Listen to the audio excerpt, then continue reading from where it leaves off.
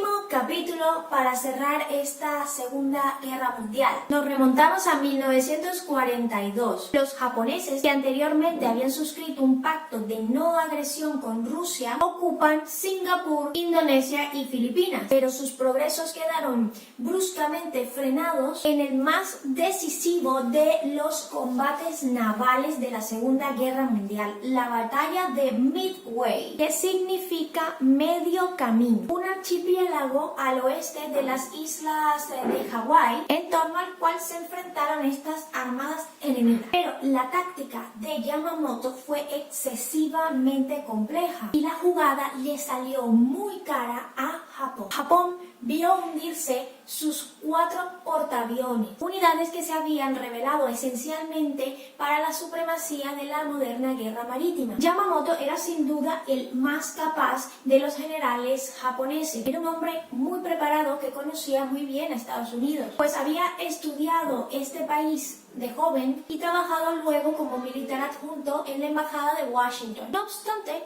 cometió algunos errores. El plan tenía 2 vertientes principales. 1. Invadir los 2 atolones de Midway para convertirlos en bases aéreas. Y 2. Destruir los portaaviones estadounidenses. Yamamoto creyó que el enemigo tenía solo 2 naves a su disposición, pues el Lexington se había hundido y el Yorktown había llegado a Pearl Harbor y se estaba reparando frenéticamente. Yamamoto subestima así la moral estadounidense. Subestimar al enemigo siempre es un error. En este caso, el error de Yamamoto fue mayúsculo. Es que nadie en el liderazgo de los japoneses sospechaba que los yanquis habían descifrado su código de comunicación. Estados Unidos había estado escuchando y decodificando mensajes de la Marina Real japonesa. Varios de ellos se referían a un ataque a un objetivo llamado AF. La unidad de inteligencia gringa sospechaba que se trataba de Midway. Para confirmarlo, le tendieron una trampa. Verán, en Midway no existía ninguna fuente de agua dulce. Se tenía que transportar desde Hawái. Estados Unidos le pidió a la base de Midway que transmitiera un mensaje indicando que necesitaban reparar la máquina de purificación de agua. 2 días después se interceptó un mensaje de los japoneses indicando que AF tenía problemas de suministro de agua. Así fue como los estadounidenses decidieron preparar una emboscada a los japoneses, compuesta por los portaaviones Enterprise y Honor. Pocos días antes del ataque había enviado unos submarinos a vigilar las costas de Pearl Harbor para observar así la ida y la salida de los portaaviones de los Estados Unidos. Pero los submarinos llegaron tarde y no tenían ni la menor idea del paradero de las grandes naves. Luego, el hecho de que Yamamoto separara sus fuerzas resultó ser ventajoso para Estados Unidos. A la distancia, las propias tropas de los japoneses no se podían auxiliar entre sí. De hecho, solo uno de los 3 portaaviones japoneses participó en la batalla. El resto solo pudo escuchar por radio como el primero se hundía. Siguiendo entonces con otros acontecimientos, Alemania lanza una nueva ofensiva hacia la ciudad de Stalingrado. Esta batalla es considerada como la más brutal de la historia de la humanidad. Se calcula que murieron aproximadamente más de 2 millones de personas. Las tropas soviéticas contraatacan atrapando a los alemanes. Esto invirtió el curso de la guerra y a partir de ese momento los alemanes se obligan a retroceder. Por cierto, haciendo un paréntesis, ¿sabían que los alemanes utilizaban prostitutas como espías? Dirigido a diplomáticos y otros VIPs. El lugar estaba lleno de micrófonos y cada prostituta pasó por intensas formaciones para saber cómo obtener la información mediante conversaciones triviales y comunes. Nos vamos ahora a 1943. El ejército alemán se rinde ante los soviéticos en Stalingrado. Los aliados invaden Italia, que se rinde, pero Mussolini establece un régimen fascista en Italia del Norte. Luego ocurre uno de los muchos atentados frustrados contra Hitler. Uno de los oficiales coloca una bomba en su avión, pero resulta defectuosa y no estalla. Ya saben, mala hierba nunca muere. Y como curiosidad es que hubo más de 40 intentos intentos de asesinato a Hitler. El más reconocido de ellos fue el ocurrido en 1944, reconocido gracias a la película Operación Valkyria. Fue el que más cerca estuvo de lograr. Y el primero de todos fue en Múnich. Los golpistas con Hitler a la cabeza salen a las calles hasta encontrarse con grupos de policías que cortaban el paso. Sonó un disparo y comenzó un importante tiroteo en el que Hitler fue herido. Otro tuvo lugar en una cervecería de Múnich, donde Hitler daba un discurso. Así es como, nos vamos ya finalmente a la tercera fase de la Segunda Guerra Mundial, la derrota del eje. En 1944 ocurre el día D. Comenzó la llamada Operación Overlord, que consistía en un gran desembarco de los aliados en las playas de Normandía, Francia. El día D es un término generalmente utilizado por las fuerzas militares para referirse a una operación o el inicio de un ataque. El general Montgomery concibió en gran parte la estrategia de esta operación, una de las acciones estratégicas más reconocidas de esta guerra. La hora y la fecha, hasta el lugar del ataque se mantuvieron en secreto para garantizar el éxito de la operación. En Francia se encontraban 55 divisiones de alemanes, pero debido al secretismo, solo 8 pudieron llegar al lugar del ataque. Por parte de Francia teníamos al personaje más importante de la resistencia francesa. Este se entera de la operación del desembarco aliado a Normandía 2 días antes de empezar esta. Se dice que el desembarco de Normandía fue el mayor engaño de la historia de la guerra. La operación Fortitude no hubiese sido posible sin 2 espías infiltrados. El objetivo era hacerle creer a los alemanes que habrían 2 desembarcos. El alto mando alemán no iba a creérselo, así que crearon un ejército que en realidad no existía. En él no habían soldados, ni municiones, ni gasolina. Los tanques fueron creados con caucho y no tenían utilidad en el combate. Para hacerlo más increíble, se crearon 3 ejércitos que en teoría vivían allí, y uno de ellos comandado por el general George Patton. Así es que este fue conocido como el día en que un ejército de tanques inflables engañó a los nazis. Un paracaidista se hizo el muerto mientras colgaba de un campanario y 2 pilotos alemanes se enfrentaron a miles de aviones aliados. Cuando los comandantes alemanes pidieron permiso para atacar con tanques, se les dijo que Hitler estaba durmiendo. ¿Y dónde estaba el general Rommel? Pues abandona Francia para celebrar el cumpleaños de su esposa. Se confió, ya que entre algunos preparativos menores de Rommel se encontraba el llamado Jardín del Diablo, que consistía en minas enterradas en la arena y que por ende causó un gran número de bajas en los aliados. Y por si a alguien le interesa, el general Rommel le compró unos hermosos zapatos a su esposa, que curiosamente luego muchos dijeron que esos zapatos le habían costado la Segunda Guerra Mundial a Alemania, por no haber estado presente en el ataque del desembarco de Normandía. Protegidas por un intenso bombardeo aéreo y naval, las divisiones alemanas desembarcan en las playas de la región. Tras duros combates, el frente alemán se hundió. París era libre. Todo estaba perdido, pero Hitler deposita sus esperanzas en las potentes armas secretas que desarrollaron los ingenieros del Reich. Convencieron a Hitler de que no había ningún otro desembarco. Ordenó que las tropas volvieran a Calais. Así fue como la mejor tropa alemana permaneció en Calais sin entrar nunca en combate. Aprovecho la oportunidad, ya que mencioné al general George Patton, de decirle que fue un militar considerado genio en tácticas y al que más temieron los alemanes. No obstante, su fuerte personalidad, unida con desatinados comentarios en discursos, le hicieron perder la meta de ser considerado como el militar más admirado de los Estados Unidos. Tiene la prerrogativa de haber diseñado, entre comillas, su propio uniforme. Siempre llevaba un par de revólveres Colt 45 con culatas de marfil y con sus iniciales. Era, sí, un gran showman, pero sobre todo quería hacerle saber a sus soldados quién estaba al mando. Se valió así el apodo de Sangre y Agallas, también conocido como 2 cañones Patton. Estados Unidos sacó una edición del muñeco G.I. Joe y que también lo acompaña su famoso perro fiel Willie. Fue sin duda uno de los grandes genios militares de Estados Unidos, pero también el más controvertido por sus discursos. Muchos de sus célebres dichos sobre todo en contra del comunismo condicionaron acciones y respuestas por parte de la Unión Soviética. Tenía una rivalidad también con Montgomery para ver quién era el mejor. Participó en otras batallas, la batalla del norte de África, la campaña de Italia, y dio numerosos discursos como jefe del ficticio primer grupo militar que pretendía invadir Francia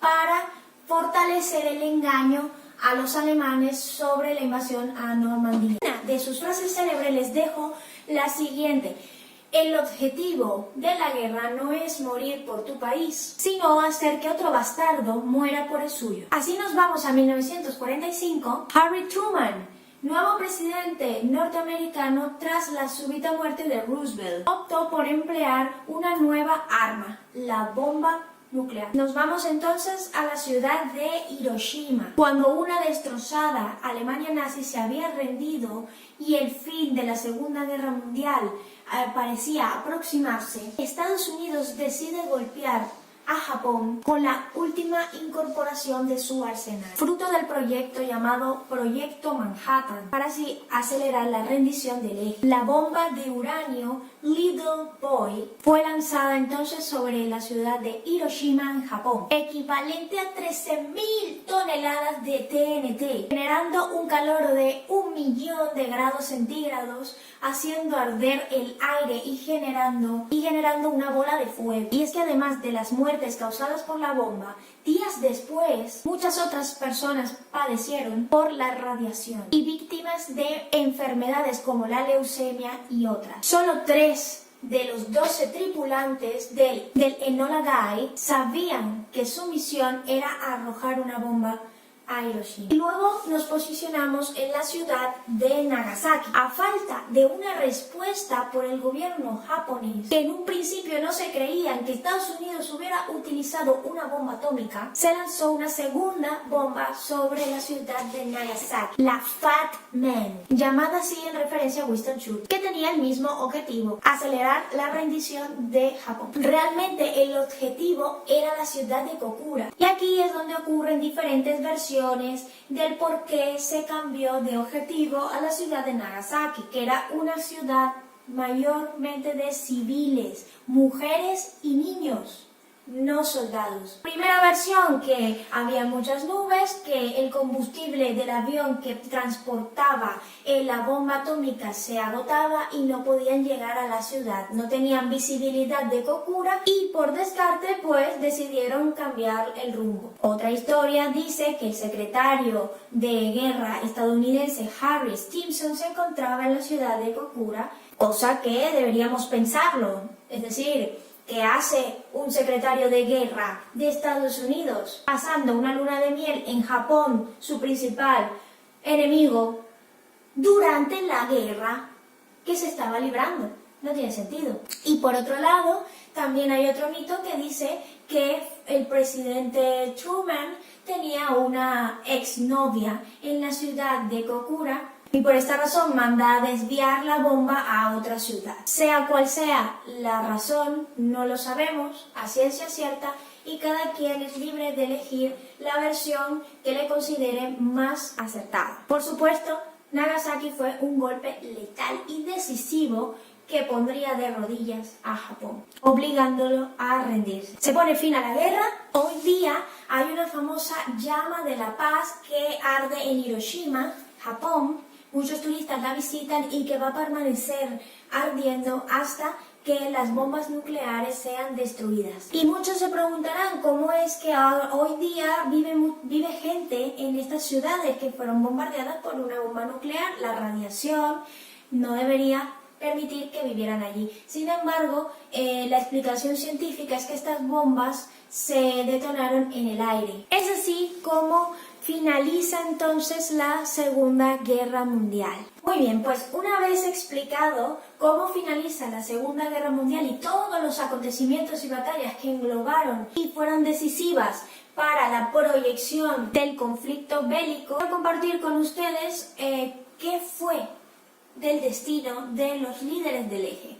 Verán, Adolf Hitler. Berlín fue capturada por las fuerzas soviéticas. Se dice que Hitler se suicidó con una pastilla de cianuro en su búnker tras la derrota en la guerra, y que también hizo ingerir las pastillas a Eva Braun, su amante, y a su querida perra pastor alemán Blondie. Así es como la historia dice que los rusos encuentran los cadáveres sin identificar del Führer, y aquí es donde surgen muchas dudas y muchas hipótesis. Nunca se mostró el cadáver de Hitler. Entonces, ¿qué? ¿Se lo llevaron los rusos? Rusos que solían exhibir a los cadáveres de los dictadores una vez capturados. Y es que hasta la perrita se la llevaron. ¿Para qué? Luego, claro, está la otra versión, que es la de que Hitler se va a Sudamérica. Suena más creíble porque como un estratega como Hitler no tuvo un plan B. Tuvo que haber contemplado la posibilidad de irse a otro país o otro continente. Y hasta se dice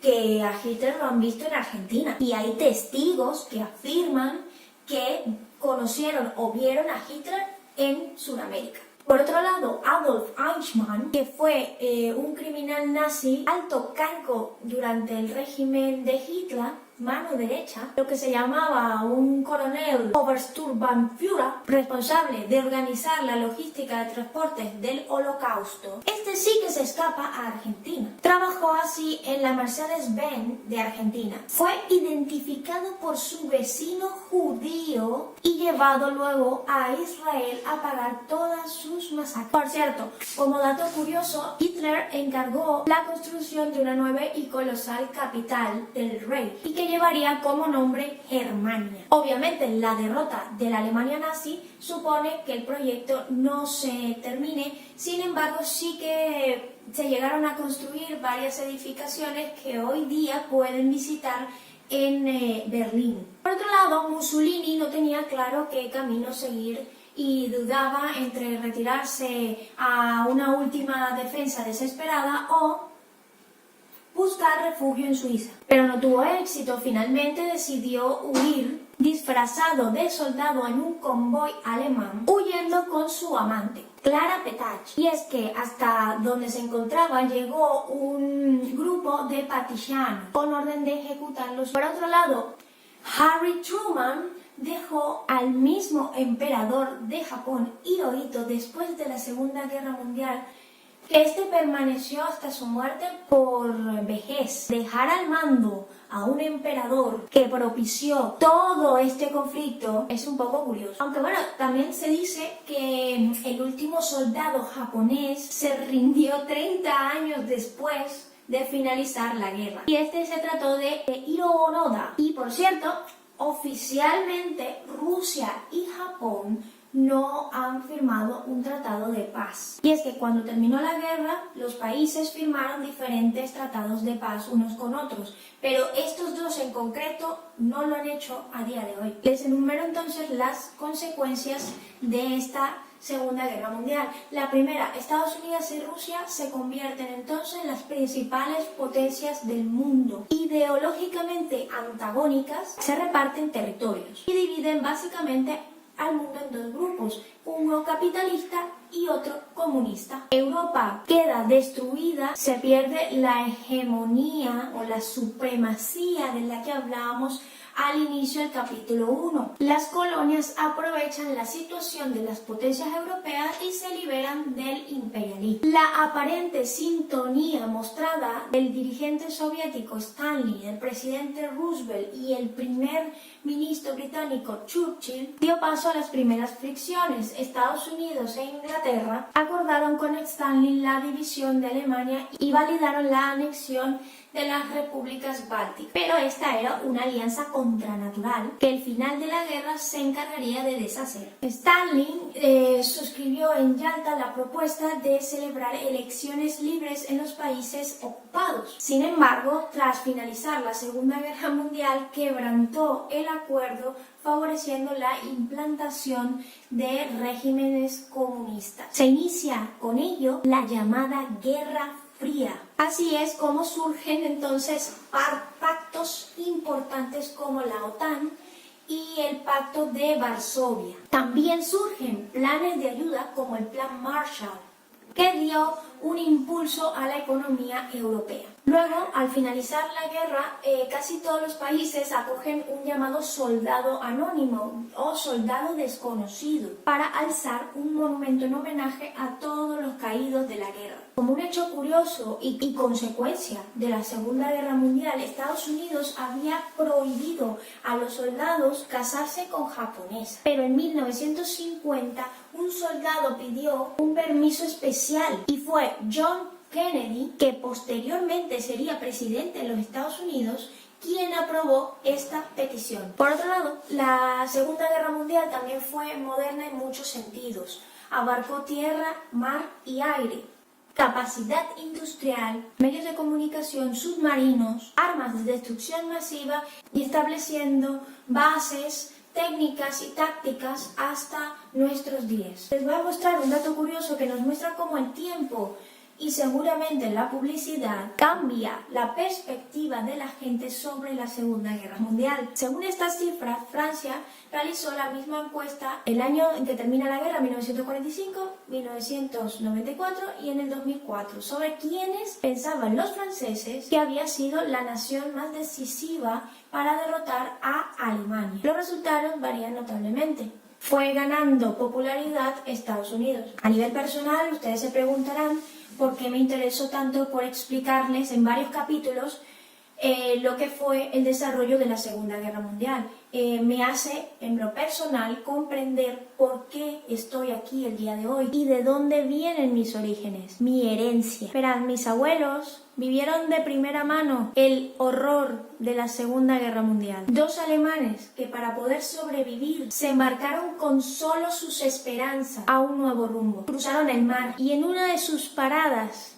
vieron la belleza de la Plaza Bolívar, sintieron el calor de la gente latina y así es como decidieron formar una familia en lo que hoy es mi país de nacimiento, Venezuela, y que juntos me enseñaron el valor que tiene el esfuerzo, la responsabilidad y la importancia del conocimiento. Y es lamentable que no estuviera aquí hoy para que me pudiera ayudar a hacer este video, pero siento que transmitirle a ustedes, los que me están viendo, este trozo de historia del mundo es mi forma de transmitir el respeto tan profundo que tengo hacia ellos, que ya no están, y hacia los acontecimientos que los llevaron a ellos a empezar desde cero. Como lo estoy haciendo yo ahora fuera de mi país, con expectativas de mejorar mi calidad de vida, porque igual que mis abuelos lo hicieron en su momento, la historia, lamentándolo mucho, a veces se repite y nos toca salir a enfrentar el mundo por el futuro de nuestra herencia y porque algún día seamos recordados por los esfuerzos